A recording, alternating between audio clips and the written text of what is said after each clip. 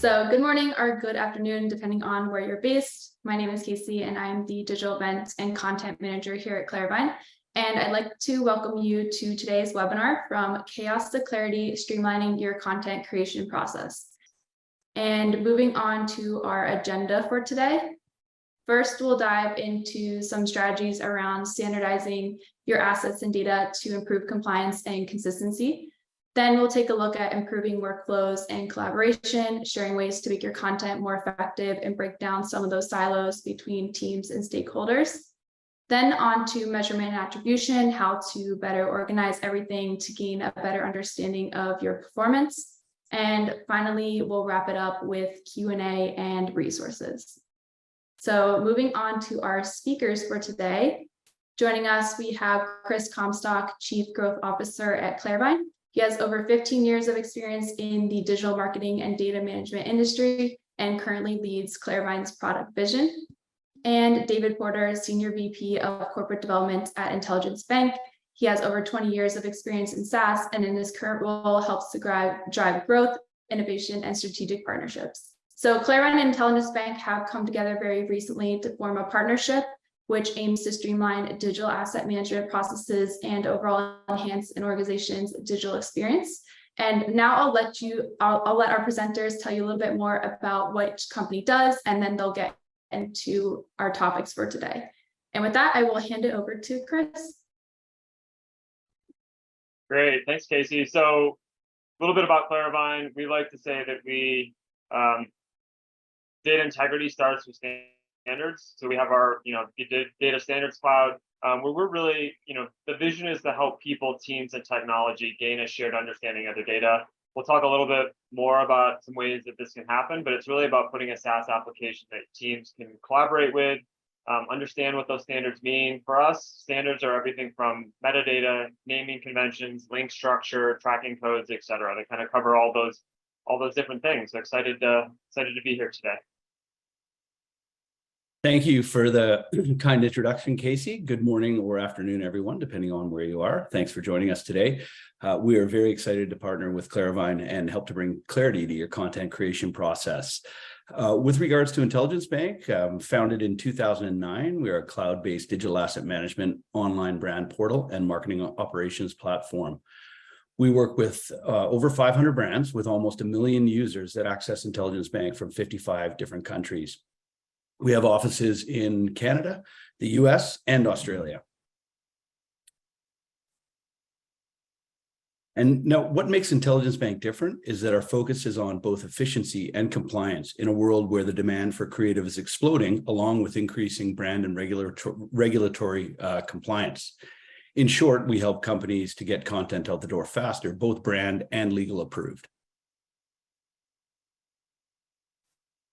All right, so the first area we're going to cover, categorization and standardization. How we can, both the problem that exists within compliance and consistency, and then some solution and best practices. So David, I'll hand it over to you to get started. Thanks, Chris. There are a couple high-level problems that we see all the time with regards to categorization and standardization, namely that assets are not organized properly, and there's a complete lack of standardization. So folders can be useful for high-level categorization and settings such as permissions. However, where most organizations go wrong with folders is they end up becoming far too granular. And they try to use folders to define elements such as metadata or file type. And this can lead to a seemingly endless cascading folder hierarchies with very limited purpose. There's nothing worse than drilling down kind of 12 folders deep to find an asset only to see it's not the one that you're looking for. It's like an Easter egg hunt with no eggs. So even worse is having 12 folders with only 8 assets in them, as each folder tries to make an effort to define an element of each of the assets, such as file type. It's very easy to think folders make things easier to find. However, unless it's mapped logically, in the end, it can end up hiding your content. So folder structures like the ones depicted above are best avoided. It's unlikely that all these folders will be kept up to date, so you'll end up with out-of-date assets and not a single source of truth for your assets, which is extremely important. So, audits oftentimes reveal that you have files with inconsistent names. So when it comes to standardization, it's really important that we have naming conventions in place and version history in place in a similar way. So in this example, there's two different files, each with its own version included in the name, similar yet different. So one has version 2 in the name, another has final. Another one has the publish date after the one called final. So in addition, you can see that there's an identical document with a slightly different name, Content Creation Guide versus Guide to Content Creation. So clearly, this is going to create problems when end users try to find the most up-to-date version of the assets that they require. Great. So what we often see in the problem, obviously, there's the content problem moving into more kind of the operations marketing data. It's really messy. Software has made it really easy. SaaS applications like, both IntelligenceBank and Claravine. But at the enterprise and a lot of the brands we work with, there's over 50 different point solutions that are being used within the organization. Many of those actually turn over year. Pull together all the different teams, people that are interacting with these different systems, the turnover, you end up with 21,000 different connections. So very, very messy. I don't think this is probably anything new. And when we think about marketing transformation, that turnover, the speed at which digital moves, MarTech 8,000 now is over 10,000 different applications and continuing to grow. So just keeps perpetuating that challenge. One way we like to help kind of visualize that problem, if you will, take a look at the name field here. The standardization teams have been doing it, but often in silos. So you look here, you've got your email team, your programmatic team, all the way down to content. There typically is some level of structure that each individual team is doing. There just isn't alignment in standardization. So you see the difference, possibly gaps in that data. And as that works its way through the system, from content creation all the way to measurement, you often see teams struggling to understand what piece of content was used for what marketing campaign, which ultimately provides challenges for understanding what's working and what's not working.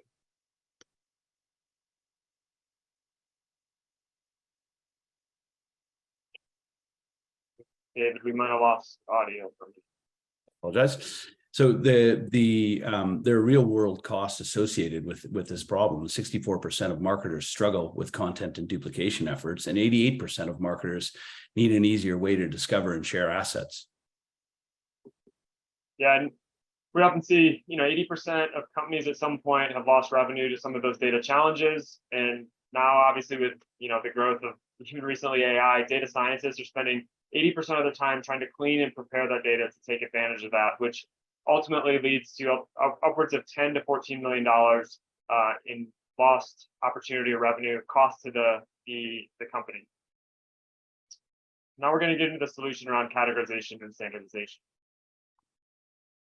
Yeah, so good news is there is some solutions that you can take advantage of, and first and foremost, with metadata modeling and taxonomy development, you can ensure your content lives in the right location and can easily be found and tracked by your stakeholders. By using layers of criteria such as custom filters, metadata, and keywords that reflect how your users think about the assets, you can simplify and accelerate your user experience and therefore drive efficiency in your organization. In a nutshell, people can find what they're looking for with less clicks and a lot more accuracy, which leads to increased use and relevancy within the organization. So really important is when it comes to standardization is to have consistent naming conventions when making it easier for people to identify the right file the first time. So we recommend you avoid jargon and keep the file name short and simple. Rename inconsistent files to help people find what they're looking for. And if it's actually the same file, use version control rather than some other mechanism to identify the file. That way your team can easily find the latest file quickly, which is what they really want in the first place. So additionally, a solid duplicate record identification system during the upload process will help you to avoid publishing the same file in multiple locations. And this will help to eliminate the risk of having outdated non-compliant assets that exist in multiple locations. You can use features such as aliases to then represent the same file in multiple locations if that's relevant to your use case, while still maintaining only the one master file. All right, so often how we talk about this problem, kind of solution, I should say, really leaning in and understanding, being proactive about that change management. So too often, I think we've, all wanted to clean things up afterwards, hope that the data is all collected. We really believe that proactive approach can help create that collaboration across those teams. That collaboration is, leaning in and understanding there are those taxonomies that exist. There's a reason they exist. Trying to create that alignment, continuity, from your content teams all the way to your, even across your marketing teams. And then ultimately the goal there, which we often help with, is that automation. How do we make sure that data gets, in that consistent manner from day one, flowing through to all the teams and all the systems that need the right piece of metadata to either execute on a campaign, personalize an experience, or even just for some searchability and things like David talked about. All right, now we're going to jump into streamlining collaboration and workflow. Fantastic. So what we see is in certain instances of a lack of collaboration and very inefficient workflows. So marketing and compliance oftentimes lack collaboration and sometimes have very competing goals. So the need for more content quickly versus checks and balances for regulatory and brand compliance. This leads to assets being released that are not compliant and inefficient workflows that mean assets take longer to produce and release. And obviously, this is a heavy bottleneck spot between creative, marketing, compliance team, and task duplication happens due to inefficiencies in this process. So 83% of teams say they aren't as efficient as they could be due to not having the right processes and tools in place. All right, so we work through getting that right content to the right person. So we talked about kind of the problem. This is another kind of view of how that problem manifests itself globally for a lot of the bigger companies, where you've got different teams, you've got different systems, maybe different agencies involved. That consistency, that common data language can ultimately be difficult to maintain and communicate and manage the change to the taxonomy, which inevitably is going to change from the time it gets set. If we think about kind of building through that content creation, when those creative assets make their way into your ad server to your email system, that metadata often can get lost and puts a burden on some of these operations teams. Are they taking and configuring these campaigns with the right information? Then you've got your analytics team who may not understand, they see results in their dashboard, in Adobe, Google Analytics, et cetera. Understanding what the context was, what was the audience that was being targeted, what was the creative message that was being delivered or intended to be delivered. And then ultimately at the end, you've got, what we often refer to as the data consumers, the teams that are relying on that data to make the business decisions to, ultimately either acquire new customers, drive more revenue, or increase brand awareness. So now we're going to get into some solutions to help with these problems. Yeah, the good news is that you can establish campaign workflows and collaboration tools in order to eliminate this problem. Using the features of a marketing operations software can help your teams work better together. By setting up a proper process through intake forms, creative briefs, and workflows within your software, you can aid in collaboration. In addition to that, clearly defining the steps and people involved will ensure each person in the creative process knows their role and when they need to step in. This will decrease the chances of duplicate work being done since all steps and stakeholders are visible throughout the process. So we can see here, it doesn't matter if we start with a creative brief or upload of an asset, we walk through a similar series of steps that ensures everything is on brand compliant and before we release the final creative to the DAM. So to solve for inefficient workflows, you should use workflow tools with the ability to collaborate on any asset that are either a work in progress, new uploads, or renewed. This is important to ensuring your assets are brand compliant and meet the regulatory requirements. So in-platform collaboration with capabilities such as markup comments depicted here and @mentions allow you to work efficiently across the teams and regions while enabling the additional benefit of an audit history for assets that are out in the wild. This allows you to ensure the workflows are as efficient as possible while maintaining compliance. And when there's trouble, you can identify where those assets have been used and recall them quickly. So as mentioned in the introduction, Intelligence Bank has almost 1 million users in 55 countries. So even without COVID, teams need an efficient workflow and collaboration tool, or they'll struggle to keep up and the throughput will lag. Great. When we talk about data standards, often become the common thread to content creation all the way through to optimization as we talk about. The connectivity, there's still a lot of manual things that happen. Again, we talk about naming conventions and metadata and things, but there's often things that get handed off, either through workflow tools, as it works its way, out even maybe into your external media agency who's actually running your media using assets that initially lived or were created in the dam. And so I mentioned that kind of proactive approach. The first is, establishing that taxonomy, creating the alignment across the teams, have the conversation, reach out to those different teams. There's likely a reason they may be doing what they're doing.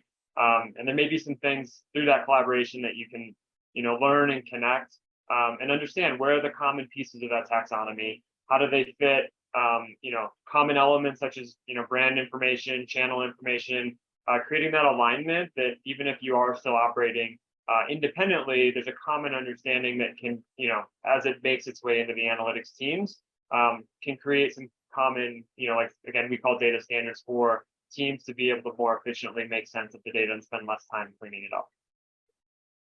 And ultimately, when we think about naming conventions, the naming convention typically is the way that data is communicated and making it easier for that handoff. So if there's any project IDs or things, which we'll talk a little bit about, but how do we make it easy for the team that now has to take 100, 200 assets and build the marketing campaigns, make it easy so they don't worry that they've set up the campaign incorrectly and ultimately have to spend less time searching and more time, building campaigns, optimizing those campaigns.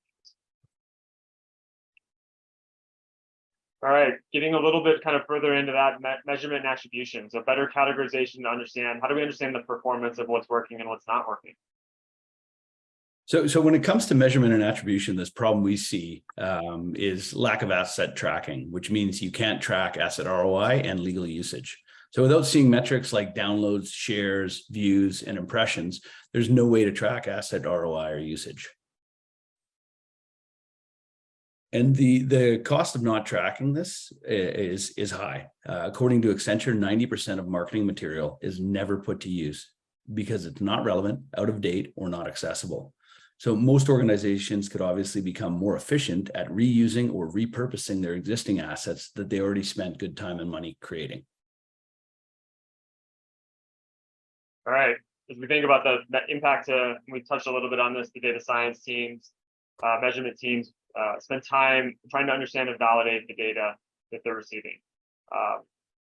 We often still see teams working in spreadsheets. So an example here where you've got a media trafficking sheet is just kind of one example, but teams are still managing a lot of the data to create links, to create naming conventions, to manage what they call their taxonomy, which often means that data and that metadata that could be useful for your analytics and measurement teams are not making their way to the analytics team, which means that, typically teams are spending 2.5, according to Forrester, spending 2.5 hours daily or 30% of their week trying to find the right data, understanding if the data that they have that they can trust to make informed business decisions on.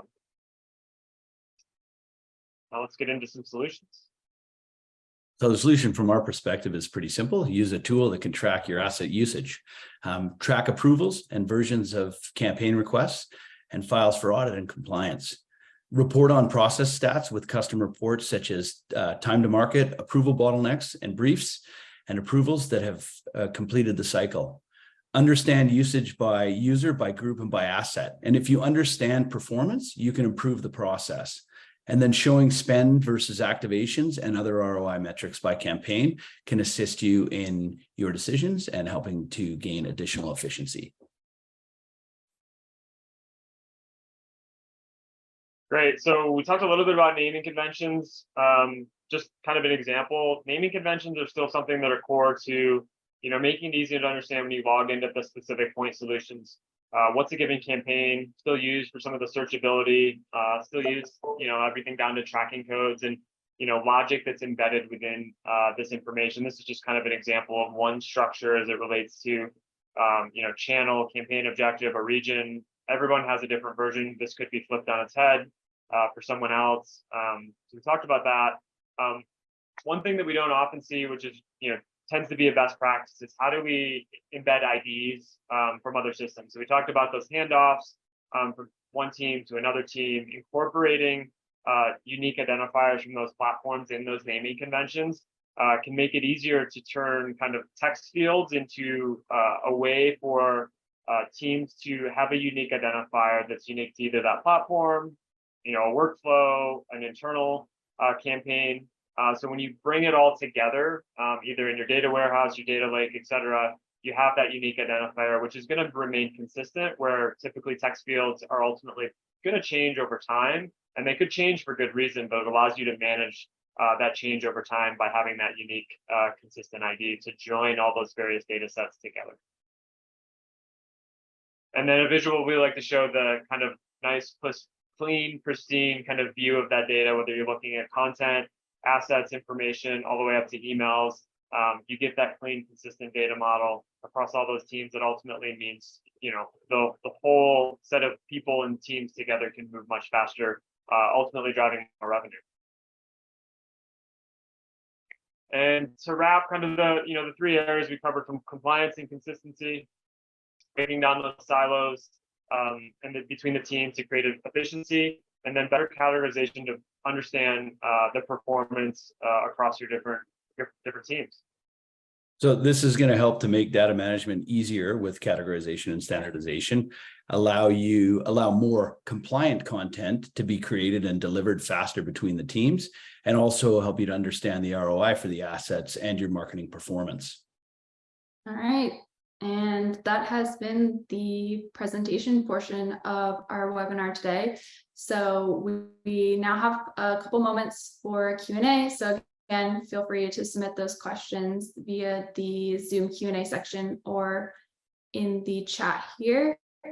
And we can go ahead and take one that came in. So this question is asking, what are the very first steps someone should take when dealing with content that is currently a mess? So what would you say, I guess, is most important, or what should someone do first? Yeah, I can take that one. So, I mean, we see this all the time where people have content all over the place, lacks any sort of standardization. So the first step is to find it. Where is it all? Shared drives, DAMs, Box, G Drive, individual laptops. And then the second step is to decide what is truly needed and what can be archived. And then once that's completed, we can get all the assets into one place and work on naming conventions, standardization, metadata modeling, keeping in mind your user personas and how your organization works. So IntelligenceBank has dedicated implementation professionals that can assist you with all of that effort, or we work also sometimes with third-party consultants as needed. I think the thing I'd add that we see is don't make it a priority up front, which I think, David, you're talking about from an implementation, but don't think of it as something that's a second-class project. If you make it first order and make it part of what needs to happen, we ultimately have seen more success in the long run, but it's oftentimes that people aren't wanting to make it part to get a new tool or new implementation out. But the data piece, a lot of what we talked about, is just as essential in the success of the project. Awesome. Another one that came in, the campaign to asset creation and management is all managed within a tool. How is this better? I guess, how does this compare to Adobe Assets?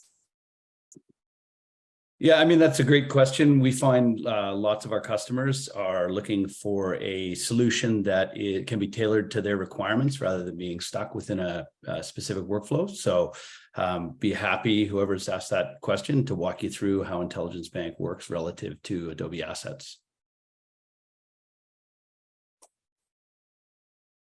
All right, and we'll take one more here. Can you just sum up some of the benefits of using both of your solutions together? I think really what we've just identified in terms of solutions around all of those problems is a great way to frame up how working with IntelligenceBank and Claravine together is a powerful solution. So in terms of working across creative and marketing creative, marketing, and compliance departments within our client organizations, we offer a very powerful solution. Yeah, I mean, I think for us, when we first, started kind of embarking on that partnership, it was recognizing everything we covered today and the importance of the data and the standardization and the workflows as it works its way through, teams from content creative all the way to analytics. We just felt like we both were on the same page in terms of making this a priority. All right, well, if we don't have any other questions right now, we can move on to resources. So for reference, if you want to reach out to our presenters today, we do have their emails up on screen. And we will be sharing out some links in our follow-up email, including a registration link to Claravine's next webinar and a few educational playbooks from IntelligenceBank. And that isn't it. That's everything from us today. Thank you again for joining us live. Thank you to Chris and David. We will be sending out this recording within 24 hours, and I hope you all have a great rest of your day.